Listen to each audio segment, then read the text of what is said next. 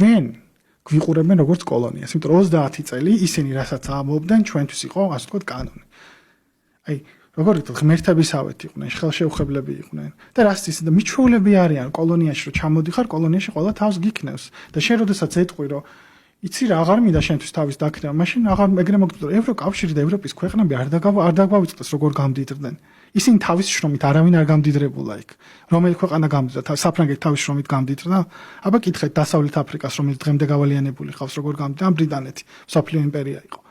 ძალიან დიდი ქონება მათ აქვთ იმპერიისგან აღებული. და ის რეფორმები, რომელსაც ჩვენ გვეუბნებიან, უნდა გაატაროთ. ჯერ კარგი რეფორმები და მერე ეკონომიკა თვითონ არ გაუკეთებიათ ეგრე. თვითონ ჯერ გაცარცვეს ყველა და მერე შექმნეს ინსტიტუტები. და ქვეყნები, რომლებიც მათ მეთოდოლოგიას არ იზიარებენ, მათთვის პრობლემა არის, მათ შორის ჩინეთი. რატო?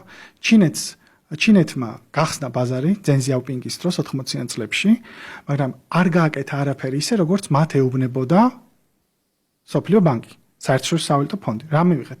800 მილიონზე მეტი ადამიანი სიღარიბიდან არის ამოყვანილი, ჩინეთში ცხოვრება ყოველდღიურად უმჯობესდება, ჩინეთში ტექნოლოგიები უმჯობესდება, ჩინეთში გვაქვს ჩვენ უფასო განათლება, უფასო ჯანდაცვა და ხალხი უკეთესად ცხოვრობს ნელ-ნელა, ხო?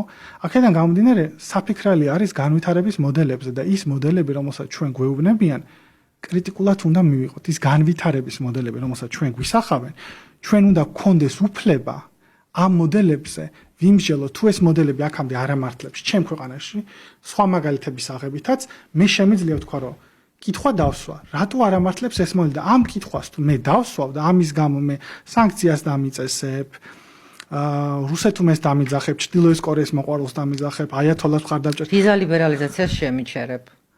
ეს ჩემთვის არის ჩვეულებრივი იმპერიალისტური დამოკიდებულება. ეს იქნება მანიპულაციის პაკეტი ბოლოს.